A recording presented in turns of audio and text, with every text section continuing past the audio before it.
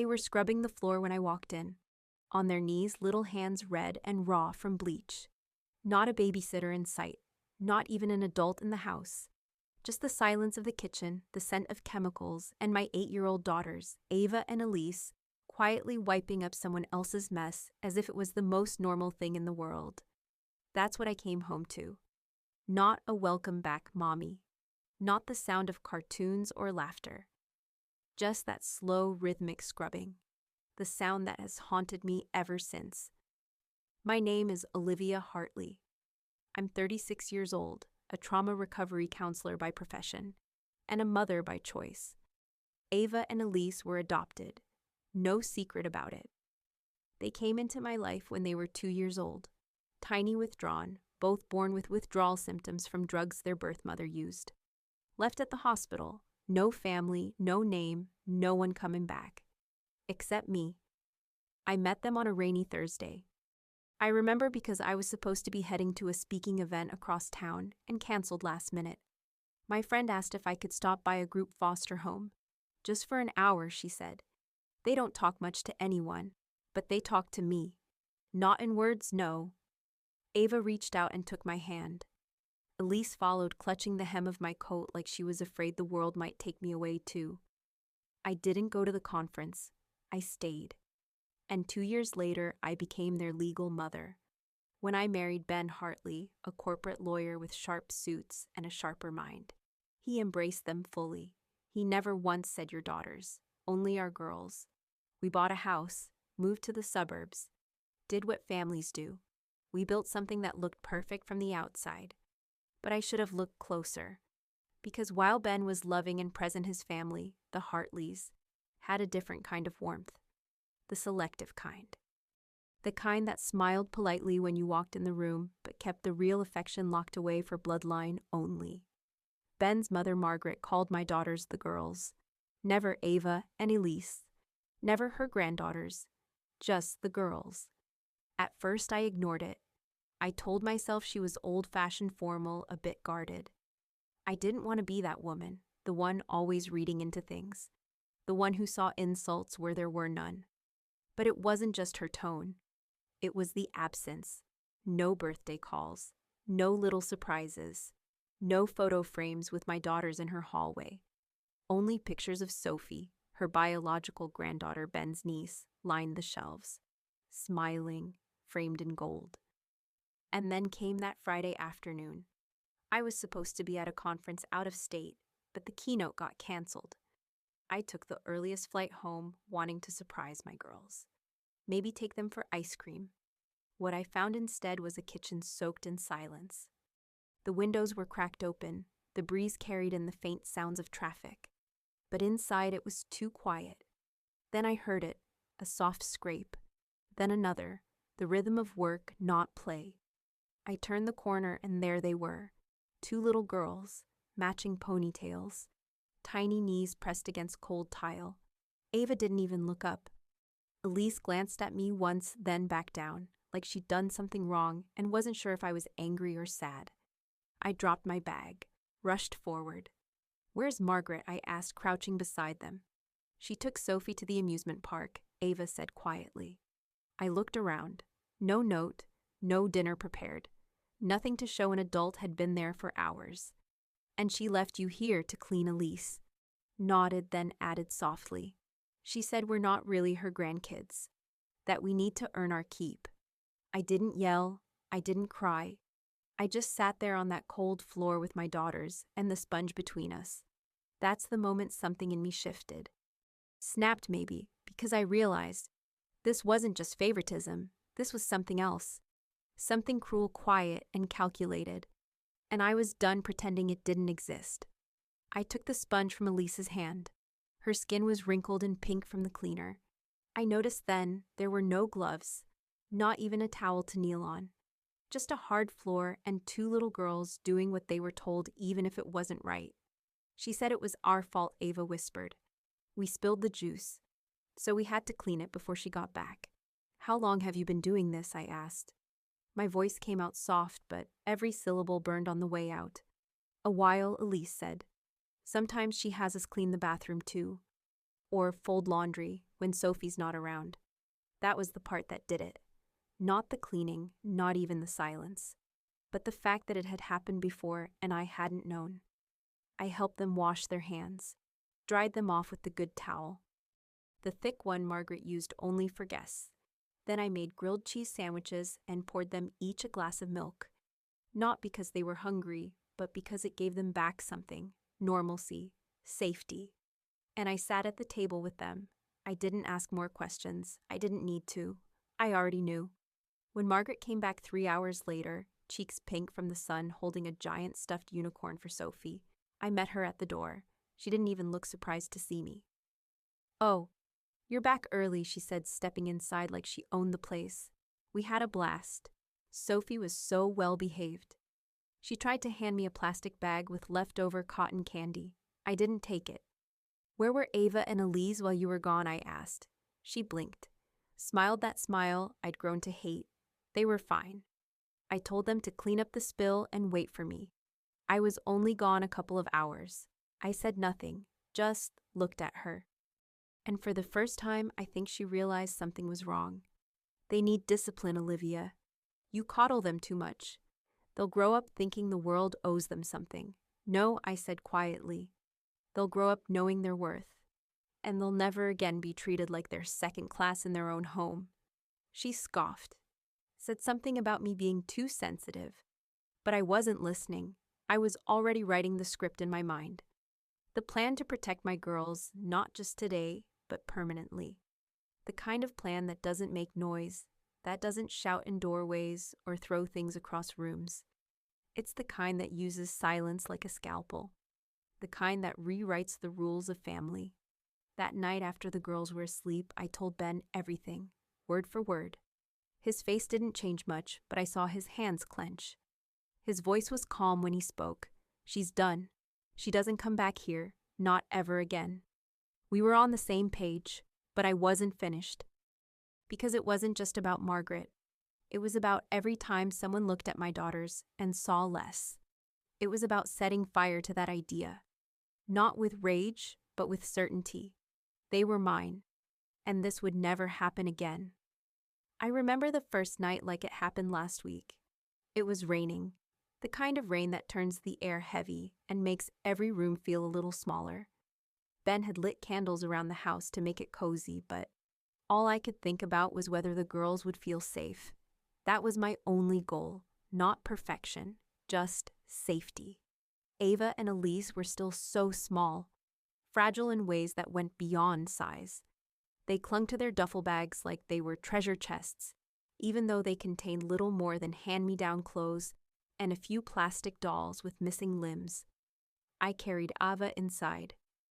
Ben took Elise. They didn't talk much then. Ava would nod or shake her head. Elise just stared wide-eyed, taking in every inch of the new house. The guest room had been transformed over the past week. Walls painted pale yellow, a soft blue rug shaped like a cloud, and matching beds with fleece blankets folded at the ends. It was warm. It was gentle. I wanted it to be the opposite of every shelter they'd ever slept in. That first bath was a mess. Elise cried the moment the water touched her feet. Ava screamed when I tried to shampoo her hair. Trauma doesn't always announce itself. Sometimes it shows up as fear of bubbles, fear of being naked, fear of losing the one towel that still smells like before. Ben stepped in without hesitation. He didn't try to fix it.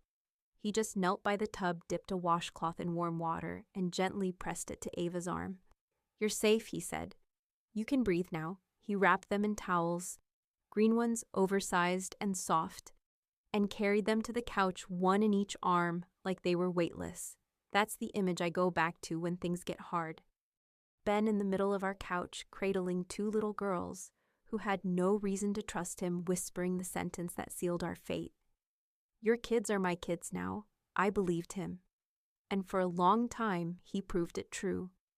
Every school recital, every scraped knee, every nightmare that sent Elise crawling into our bed in the middle of the night, Ben was there, calm, constant. It was his family who took longer. I should have seen it sooner. The way Margaret never asked about the girls directly. The way she spoke through me, never to them. She'd pat Ava on the head but never hug her. Call Elise sweetie but never use her name. Always just a shade removed from affection. But I made excuses. Told myself it was generational. That Margaret had grown up in a time when adoption was private, almost secretive. That she just needed time. I gave her time. I gave her years. And in doing so, I taught my daughters something I never meant to. I taught them that silence can be polite. That being invisible can be easier than being acknowledged with reluctance. Looking back, I know I failed them in small ways before I ever realized it. That's what hurts most. Not that Margaret made them feel like less, but that I let it happen. It was Sophie's 8th birthday when I realized the difference wasn't just subtle, it was deliberate. Margaret had been planning the party for weeks. She'd ordered custom invitations, hired a magician, and rented a bounce house that took up most of the backyard.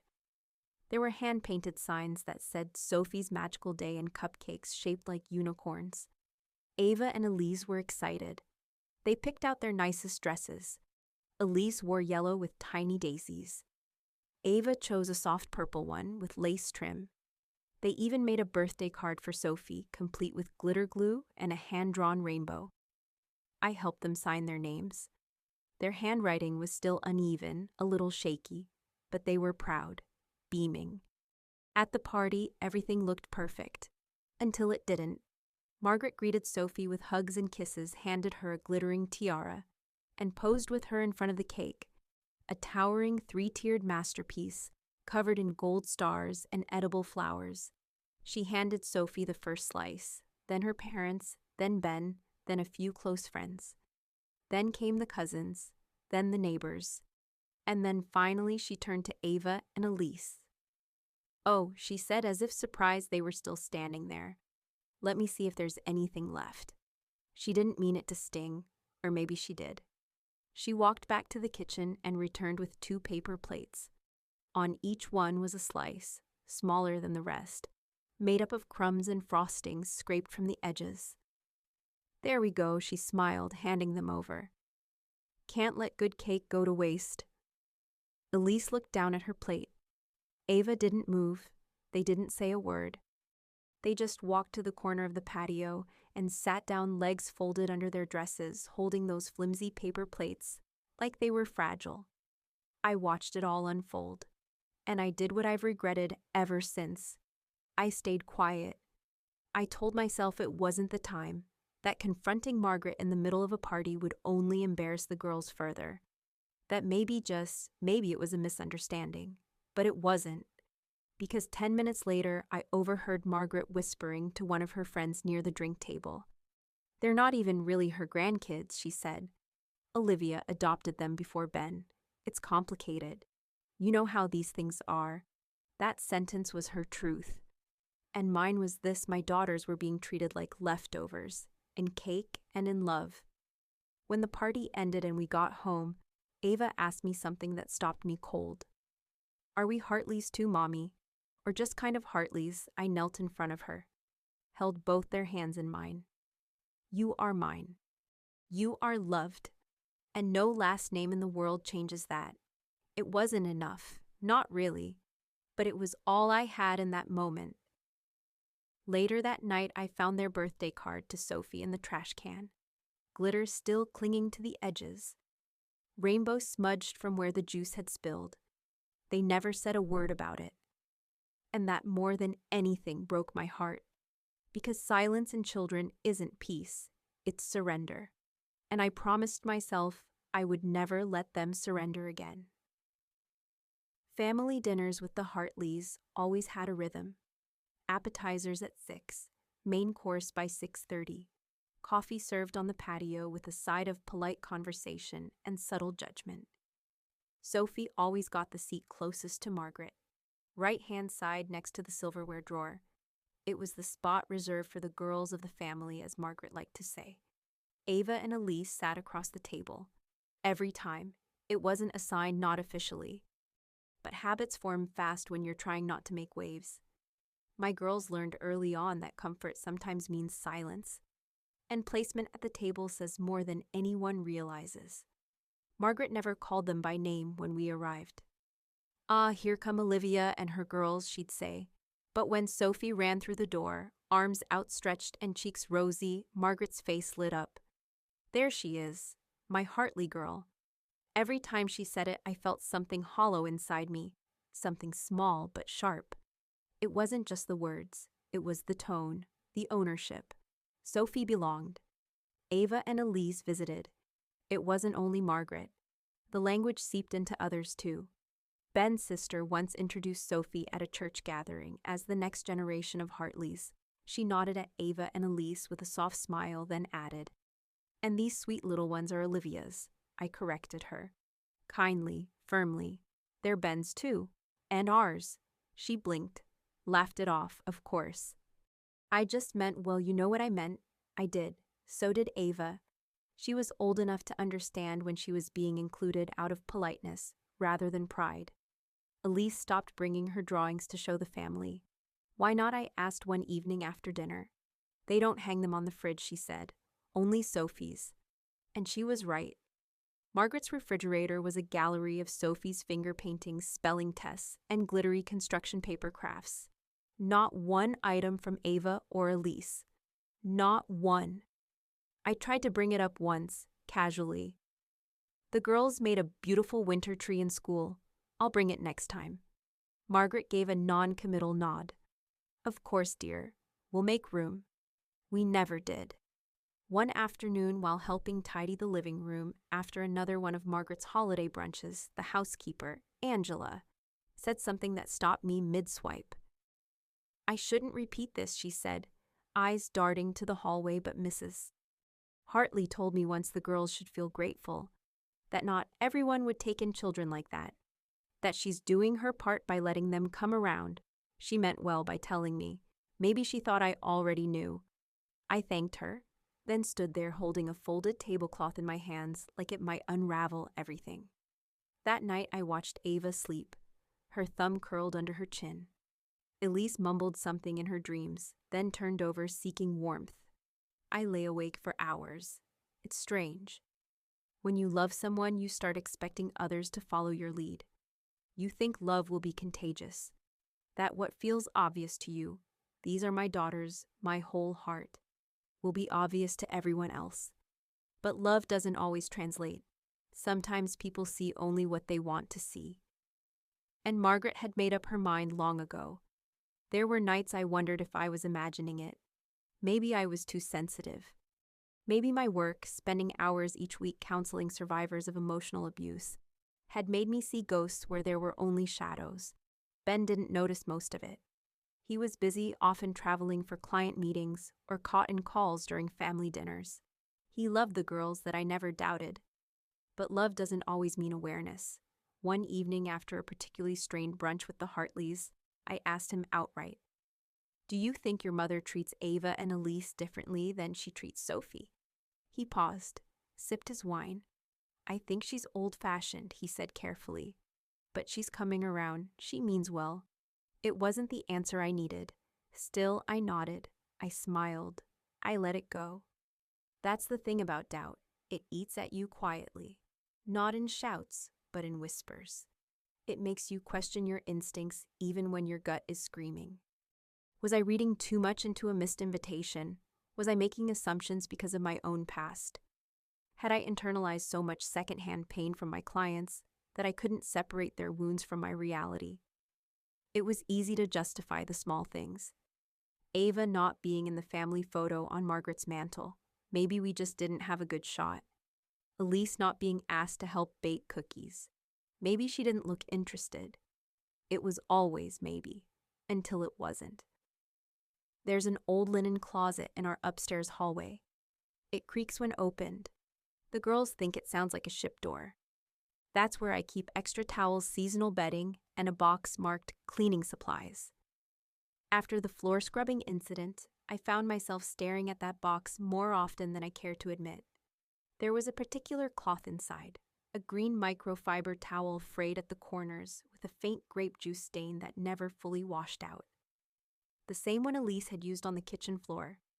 I folded it once, then again, smoothed the edges like it deserved ceremony, Then I placed it in the far back corner of the shelf behind a stack of bath mats we never use.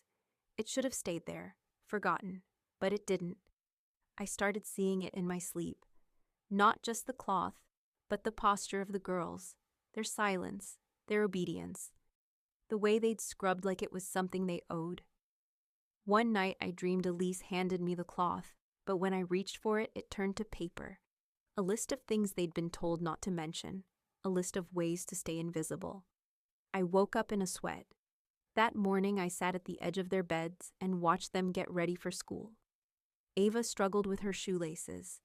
Elise checked her backpack 3 times, afraid she'd forgotten her permission slip. They didn't know what haunted me.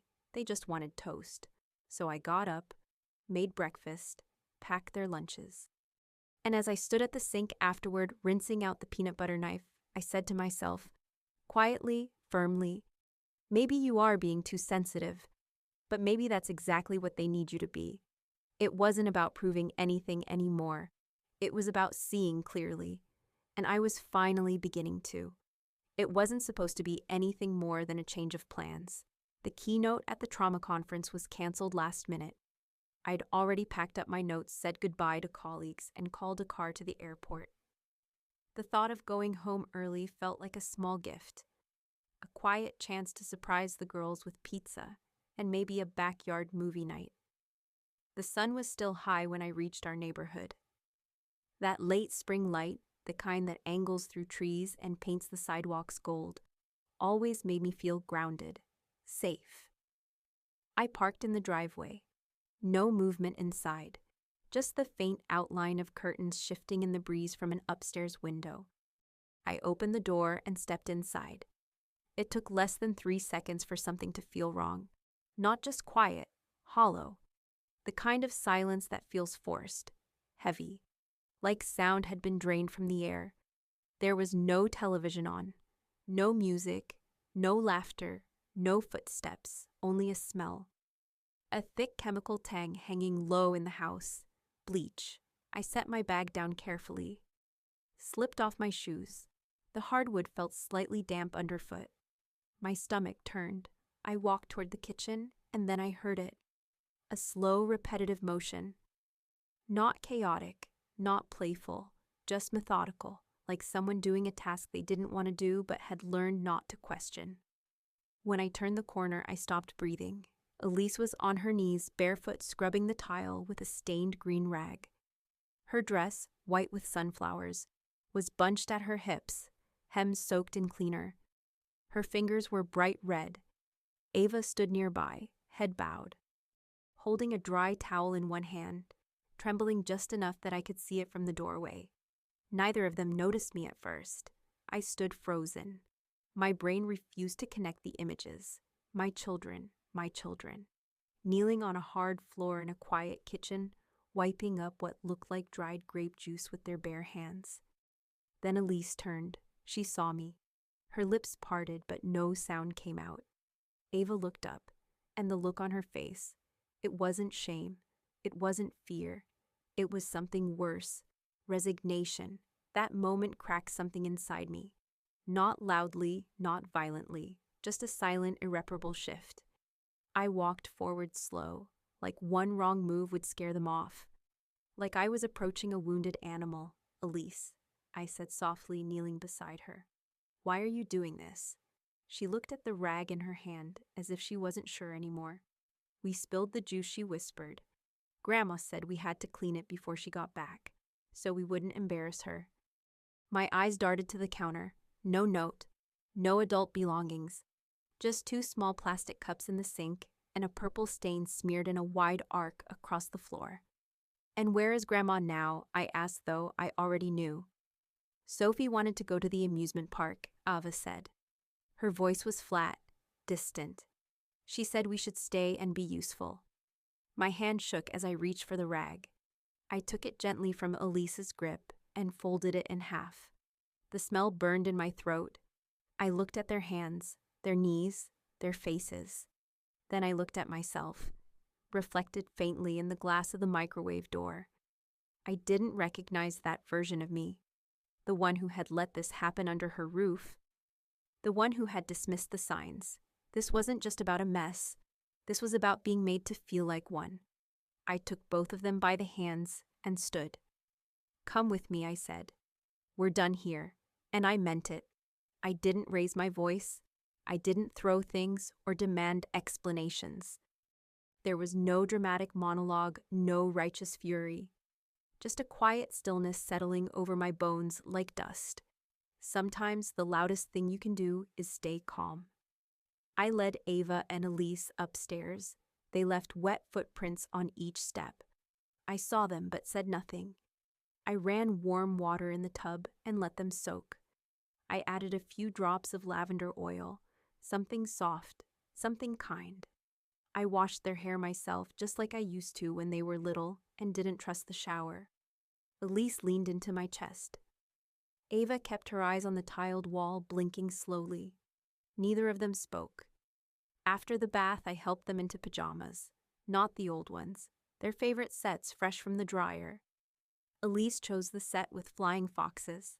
Ava picked the purple one with silver stars. We curled up together on the couch, one girl on each side of me. I wrapped the blanket around all three of us. I waited until their breathing slowed, until their shoulders dropped. Then I asked the question I hadn't wanted to ask. Was this the first time Ava didn't answer? She didn't have to. She shook her head, barely a motion, just enough to register.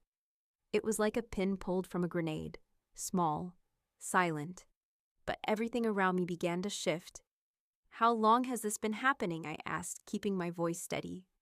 Ava looked at Elise. Elise looked away. "Sometimes," Ava said finally. "Not always." "What do you mean?" "Only when Sophie isn't here.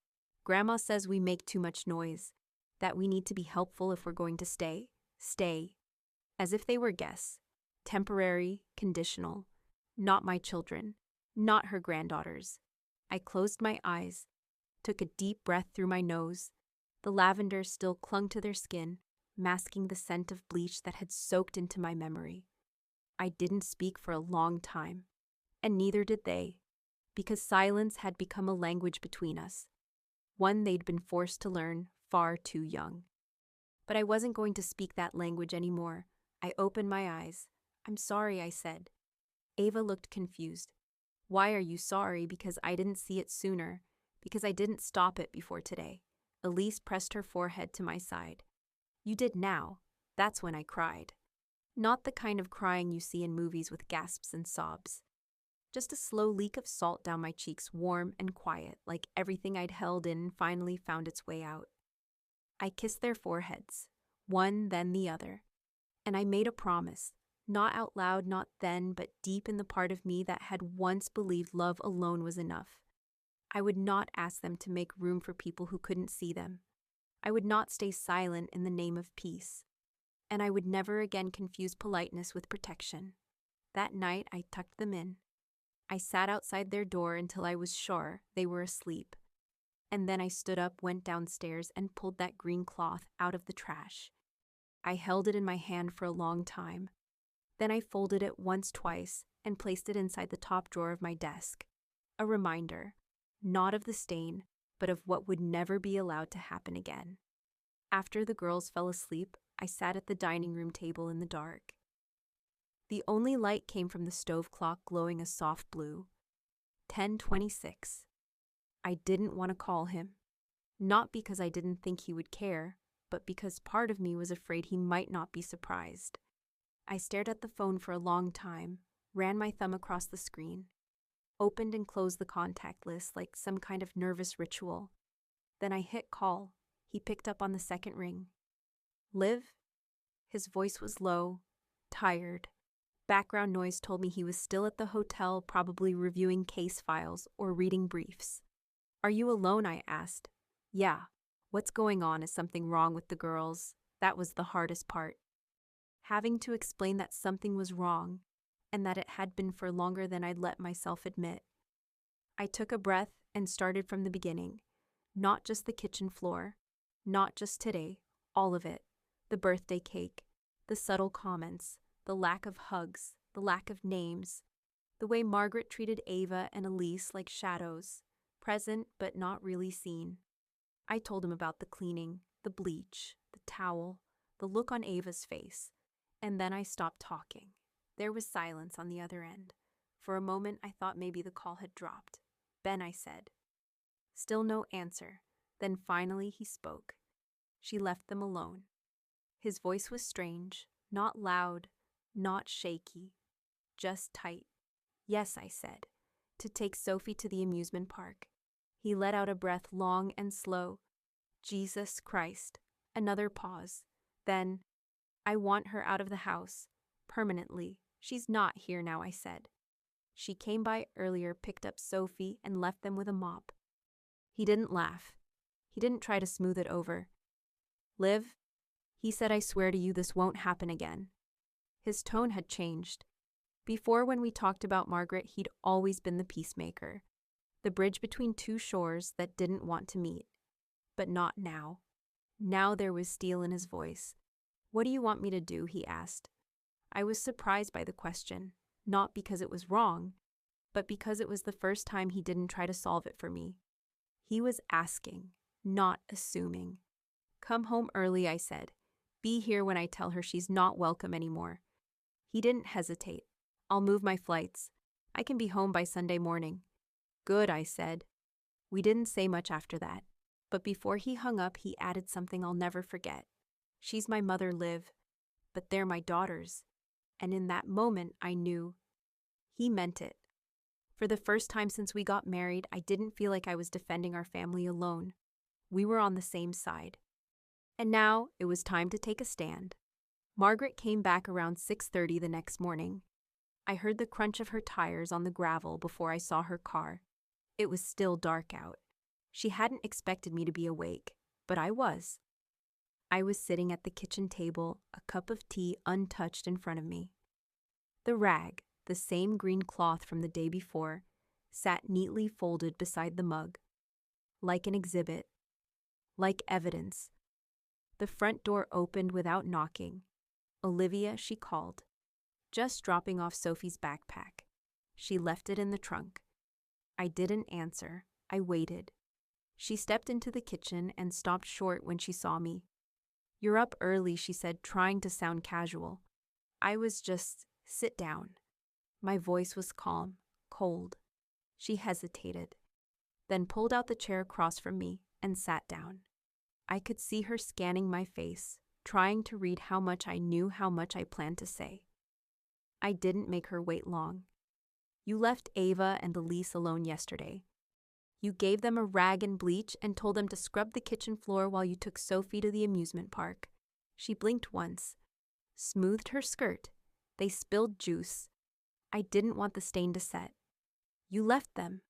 Without supervision, without permission, with chemicals that burned their skin." Her lips pressed into a thin line. I didn't know the cleaner was that strong. That's not the point. She looked away, then back at me with a sharp breath. "Olivia, you're overreacting. They're just children. They need to learn responsibility. They're not your maids. I never said they were." "No, but you've treated them like they were optional, like they're guests in their own home, like they're not part of this family." Her nostrils flared. "I have always opened my home to them. I've fed them. I've given them gifts at Christmas. I've included them in everything." I didn't flinch. "You included them because it looked good. Because it kept the peace. Not because you ever saw them as your granddaughters." She straightened her back. "They're not my blood, Olivia. I'm sorry, but that matters to me. You can't expect me to feel the same way about them as I do about Sophie." I said nothing for a moment, just reached forward, opened the desk drawer beside me, and placed a framed photo on the table. It was from the first Christmas we spent together.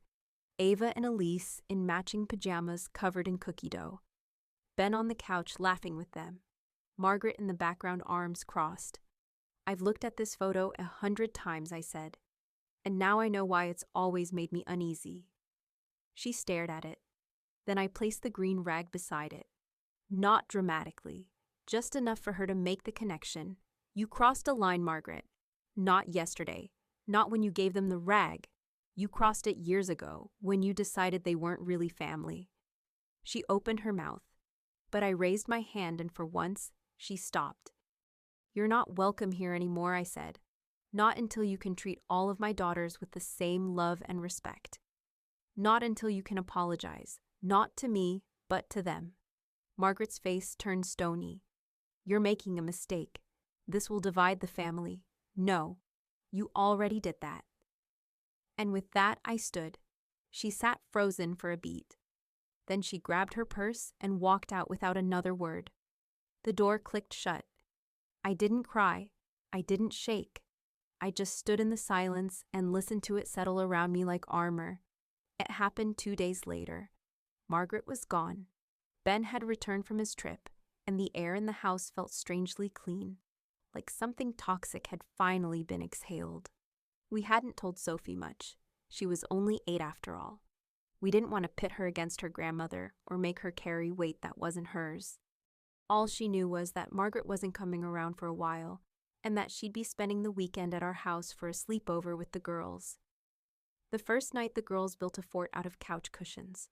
They stayed up reading comic books and giggling under a string of fairy lights. It felt normal, like children should. I was folding laundry when I heard the quiet hum of conversation upstairs. The kind that only happens when bedtime is near and secrets start to spill like marbles across a hardwood floor. Then came Sophie's voice, small, curious. "Wait.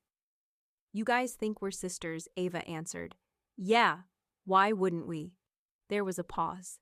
Then Sophie said in the most matter-of-fact tone imaginable, "But Grandma said you're not really my sisters.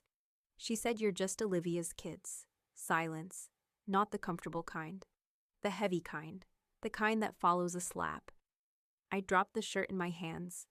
The hallway felt longer than it ever had. I moved toward their room slowly, unsure if I should interrupt. Unsure if I needed to. But Elise spoke next.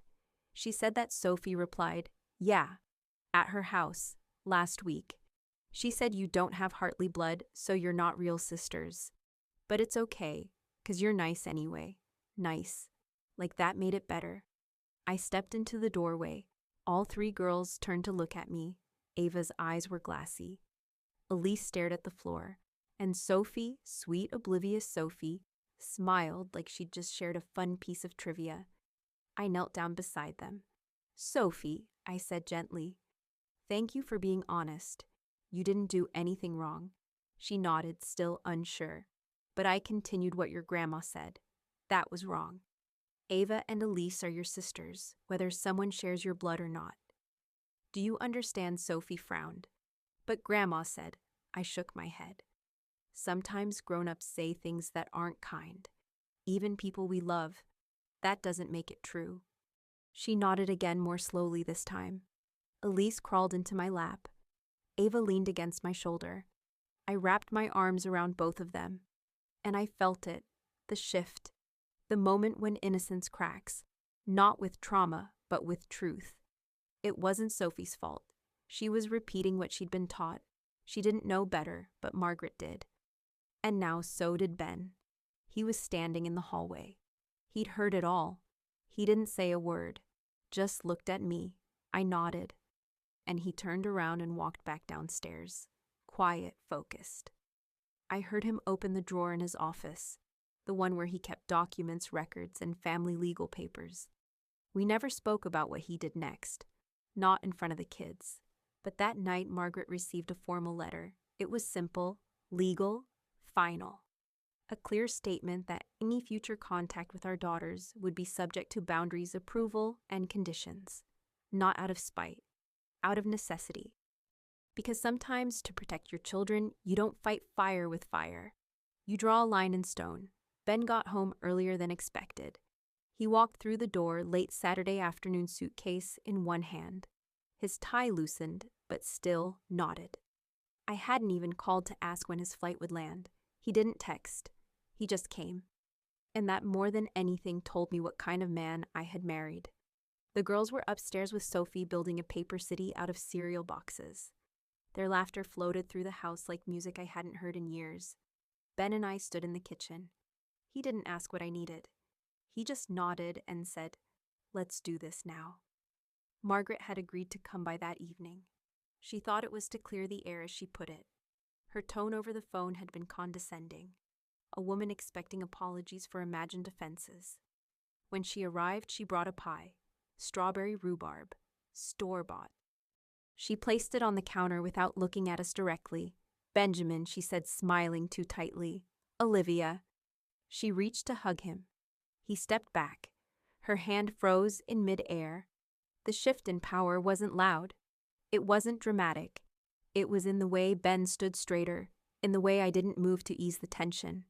We led her to the living room. No coffee, no hospitality, just 3 chairs. One for her, one for me, one for Ben. When we all sat, it was quiet for a long time. Margaret cleared her throat. "I hope we're not letting emotions run too high. Children can misunderstand things. And I worry this has all been blown out of proportion." Ben didn't flinch. I heard what Sophie said. Margaret opened her mouth. He raised a finger. No interruptions. She bristled, crossed her arms. I leaned forward, spoke slowly. "There are going to be new rules." She let out a breath like she was holding in a storm. "You will not be alone with Ava or Elise from this point forward. Anytime you see them, one of us will be present." Her mouth opened, but I continued. "You will speak to them with respect. That means no comments about bloodlines, no ranking of grandchildren, no patronizing jokes disguised as discipline." Margaret blinked. "You're dictating how I interact with my own family? I'm protecting mine," I said. Ben spoke next. "If you break those rules, even once, you won't see any of the girls again. Not Sophie, not Ava, not Elise." His voice didn't shake. It didn't rise. It was calm, like a man reciting a law already written. Margaret laughed, a short, incredulous sound. "This is insane. No," I said, "this is overdue." She stood up. "You're punishing me for being honest, for having boundaries." Ben stood too. "You're being asked to act like a grandmother. That's not a punishment. That's a privilege." Margaret looked at both of us, her son and his wife, and realized maybe for the first time that she had no more leverage, no more rooms to hide behind, no more expectations to manipulate. We had drawn a line, and this time we weren't stepping back. Margaret stood stiffly in the living room. Her jaw tightened. Her knuckles whitened around the strap of her handbag. She hadn't sat back down after Ben delivered the rules. She was holding her breath, waiting for someone to blink. We didn't. "You think I'm the villain here?" she finally said. "Because I'm the only one who's been honest about what this family really is." She laughed. A bitter, defensive sound. It echoed too loud for a quiet house. "I've never raised my hand to those girls. I've never once told them they weren't welcome." "You didn't have to," I said. She turned to me like I'd slapped her. "I fed them. I bought them school supplies. I watched them when you were busy. And this is the thanks I get." Ben kept his eyes locked on her, unmoved. "This isn't about what you've done for them," he said. "It's about what you've refused to be." Margaret scoffed. "Don't be dramatic. They're children. They'll forget this." Ava's face flashed in my mind. Elise's raw hands. Their silence at dinner tables. Their drawings in the trash. "They won't," I said. Margaret looked between us. Her face twisted. Half disbelief, half rage. "You've let that woman turn you against your own mother," she hissed at Ben. "I carried you for 9 months. I raised you. And now she gets to tell me I'm unfit to love your children." Ben stood slowly. He wasn't angry. He wasn't shaken. He was done. "She doesn't have to say it, Mom. You've shown it. Over and over. I did what I thought was best," she said. "No," he replied. "You did what was comfortable. You loved Sophie because she came easy to you. She came from people you already loved. You never made space for anyone else." "I didn't ask for adopted grandchildren," she snapped. "No," Ben said quietly. "But you got them, and you failed them." The room stilled. Margaret's mouth opened, then closed. Then came the shouting. "I didn't do anything wrong," she cried. "You're all too sensitive. You see harm where there's discipline. You're raising them soft." I was trying to teach them gratitude. "For being loved," I asked. "For being part of this family they're not." She stopped herself. Too late. The sentence had already started. The truth had already leaked through the seams. Ben walked toward her, not menacing, not rushed. "Mom," he said, voice low but sharp. "Do you know why we're doing this?" She didn't answer. "Because you don't see it. And that's the problem." He looked straight at her. Calm, final. "The fact that you still don't see what you've done is exactly why we have to walk away." Margaret shook her head slowly, like the room was spinning and she couldn't catch her balance. "You'll regret this," she whispered. "No," Ben said. "What I regret is not doing it sooner." She turned. Her heels tapped the floor like punctuation marks. One step, then another. And then the door closed behind her. No slamming, no goodbyes. Just silence. I stood there for a long moment. I could feel Ben beside me. He didn't speak, didn't touch me. He just stood in the quiet with me. We had done it. We had drawn the line. And this time, no one had crossed it. The Monday after everything changed, I called the girls' school and told them we'd be out for the week. No explanations, just space. The kind that doesn't come with forms to fill or notes to justify. Just silence wide enough to breathe.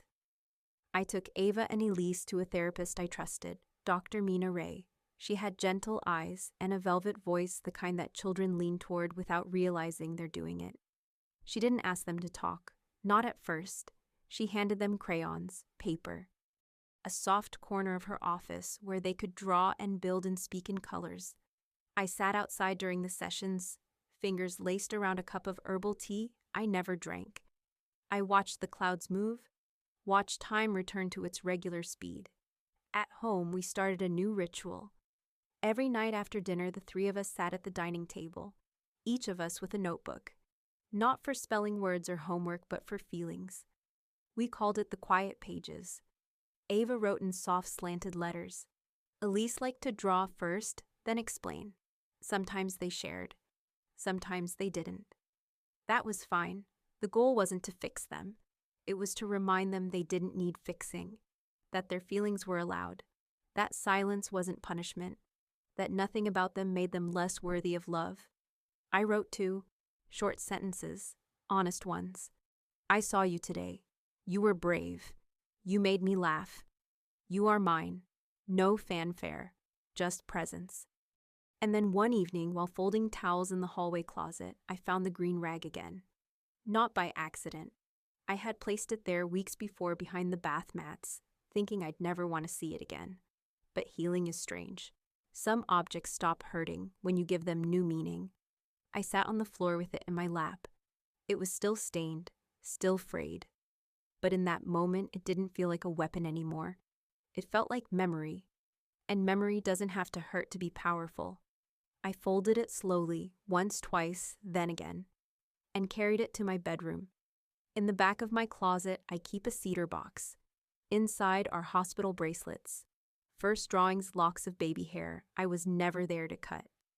That night I added the green rag, not to forget, but to honor, to mark the moment I realized what being their mother really meant. Not protecting them from pain entirely, but refusing to let it define who they became. Later that night, Elise crawled into my bed. She didn't say why, she didn't need to. She lay beside me, hand on my arm, breathing slow and steady. I didn't move, because sometimes parenting isn't doing. It's being, it's staying. It's letting your child know without words that the world may have failed them once, but you won't. That your love isn't borrowed or conditional or based on blood. That it's theirs, forever. It was a Tuesday afternoon. The girls were upstairs, working on an art project. I could hear scissors slicing construction paper and Ava arguing about which markers had dried out. It was normal, beautifully, unmistakably normal. I was in the kitchen loading the dishwasher. The kind of chore that feels grounding. Something to do with your hands when your heart doesn't know where to rest. That's when Elise came down the stairs. Quiet, barefoot, holding a sheet of white cardstock pressed to her chest like it might fly away. "Can I show you something?" she asked. I turned off the faucet and dried my hands. Of course. She climbed up onto one of the stools and laid the paper on the counter between us. It was a drawing. Simple, childlike, crayon lines and soft shapes, a sun in the top corner, a patch of green that was probably grass, and in the center 3 figures, 1 tall, 2 small. The tall figure had long brown hair and a purple dress, my favorite color. On each side a little girl, 1 in yellow, 1 in blue. All 3 of us were smiling, all 3 holding hands. There were no grandparents, no cousins, no extra people in the background, just us. Elise leaned her chin on the counter and looked up at me. "That's you," she said, pointing to the middle figure. I can tell, I said, trying to keep my voice even. "And those are me and Ava. But I made us a little taller because we're older now." I nodded. "And there's no one else in the picture," she added without hesitation. "Because no one else was there when it mattered." That line, that one sentence. I had to grip the edge of the counter to stay grounded. Elise didn't say it with anger. She didn't mean it to hurt anyone. She said it as a fact. And that's what made it unbearable. It was the truth. Laid bare in crayon. She didn't draw a house, or a tree, or a pet. She drew security. 3 people in the center of the page holding on because there had been days when it felt like no one else would. I cleared my throat, forced a smile. "It's beautiful," I whispered. "It's everything," she beamed. Then climbed down, grabbed the tape dispenser from the drawer, and asked if she could hang it in the hallway outside her room. I nodded, watched as she peeled the tape and carefully pressed the drawing to the wall. She smoothed the corners like it mattered, because it did. When she was done, she looked at it one last time and walked away. But I stayed. I stood in front of that drawing for what felt like hours. Not because of the lines, not because of the colors, but because it was the first time I saw myself through their eyes, and knew I was enough. I didn't need paperwork, or praise, or perfect bloodlines. I had been chosen too, not by courts, not by biology, but by the very people who mattered most. And that was motherhood. It's been a year, 12 months since the kitchen floor, since the green rag, since the day my voice, quiet, trembling, finally became unshakable. Life didn't become perfect after that, but it became ours. The girls are taller now. Elise wears her hair in braids. Ava has discovered a love for astronomy and corrects me every time I confuse a planet with a star. They laugh more freely, they cry more honestly, and they no longer flinch when someone raises their voice across a room. Sophie still visits. We never stop that. She comes over every other weekend, backpack in one hand and a different book in the other. She's grown too, emotionally especially. She always runs to hug Ava and Elise first, every time, without hesitation. Last Thanksgiving, she brought over a painting from art class. It showed 5 people, 2 adults, 3 children, Ben, me, her, Elise, Ava. No labels, just a family. Ben keeps it framed in his office now. As for Margaret, she hasn't come by. Not once. She sent a letter 6 months ago. Handwritten. 3 pages long. She didn't beg. She didn't deny. She said she'd watched a home video of Ben as a child. Blonde hair, crooked smile. And wondered why she couldn't see that same beauty in Ava and Elise. She said she was sorry. Sorry for what she said. Sorry for what she didn't say. Sorry for every moment she made 2 little girls question their place at a table they never asked to earn. She didn't ask to be forgiven. She just asked that we know. I haven't written back. I don't know if I will, but I have forgiven her. Not for her sake, for mine. Because bitterness is a burden, and I've carried enough of those. Ava asked me once if Grandma would ever visit again. I told her the truth. Maybe, if she learns how to treat people better. Ava nodded like she understood more than I gave her credit for. Elise chimed in. Maybe we can send her one of the quiet pages. I didn't correct her. Because maybe we will. Healing doesn't always look like reconciliation. Sometimes it looks like boundaries. Sometimes it looks like peace that doesn't need to be earned. We don't talk about the floor much anymore. But sometimes when I pass the hallway where the drawing still hangs, Me in purple, the girls on each side. I pause, not to remember the pain, but to remember how far we've come, and how I stopped waiting to be accepted. Because I already was, not by a last name, but by the only ones whose approval ever mattered. There's a box on the top shelf of my closet. It's made of pine, light, unvarnished, the kind that doesn't draw attention until you open it. Inside are 3 cloths, not heirlooms, not embroidered with names or initials. Just rags, really. But they carry more than fabric. The first is the original, frayed, stained with grape juice, still carrying the faintest scent of lemon bleach if you hold it close enough. I almost threw it away. I didn't. Because this one belongs to the past. Not to keep the pain, but to remember it. To remember the moment I walked into my own kitchen and realized silence could be more violent than words. That love without protection was just a soft excuse. That I had let too much slide. The second cloth is newer, clean, folded tightly. It's the one we now use when baking spills or juice runs wild. The one Ava reaches for without flinching. The one Elise uses to wipe her marker-stained hands after drawing. It's not sacred. It's just part of the house now. This cloth belongs to the present. It reminds me that healing isn't dramatic. It's quiet. It's measured. It's repeated. Like wiping down a counter every night even when it's already clean. Because rituals matter when you're rebuilding trust. And then there's the third cloth. Untouched. Still wrapped in a paper band. It's the same kind I used to buy in bulk back when I was always cleaning something. Spills, counters, messes I hadn't made but couldn't ignore. This one hasn't cleaned anything. Yet. Because it's not for me. It's for someone else. A mother I haven't met. Someone standing in her own hallway holding a towel soaked in vinegar and fear. Someone wondering if the love she gives is enough to overwrite the blood she didn't share. Someone trying to speak calmly while her heart breaks behind her ribs. She'll find herself there one day. And I hope she has someone to remind her that you don't have to be born from someone to be claimed by them. That sometimes the people who love the loudest aren't the ones who love best. That motherhood is not biology. It's repetition. It's choosing. Every day. Even when no one claps. Even when no one notices. Especially then. I'll give her the cloth. Not as a weapon, but as proof that something once used to erase a child's joy can become a symbol of everything they reclaimed.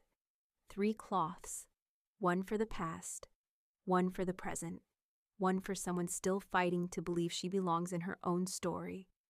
And maybe when she holds it in her hands, she'll finally feel what I learned too late. That love, when defended, leaves no stain behind. If you've made it to this point in the story, maybe you've carried your own silence. Maybe you've stood in a room full of people who said they loved you, but made you feel like a guest in your own life. This story wasn't just about Olivia or Ava or Elise. It was about every person who's ever had to earn a seat at a table they never asked to be judged at. It was about the quiet fight, the kind that doesn't make headlines but reshapes lives. And if you felt something even just for a moment, a sting, a memory, a sense of recognition, then this story wasn't told in vain. At Revenge Dismantled, we don't glorify rage. We honor the ones who rebuild. We tell stories where justice doesn't come with fire, but with truth, patience, and the power of drawing a boundary no one can cross again. So if you believe that the best revenge is becoming whole, if you know someone who needs to hear, that love doesn't require a bloodline, or if you simply want to be reminded that you are enough, without conditions, subscribe. Follow. Stay. Because here every story dismantles something, and in its place we build back strength, one quiet victory at a time.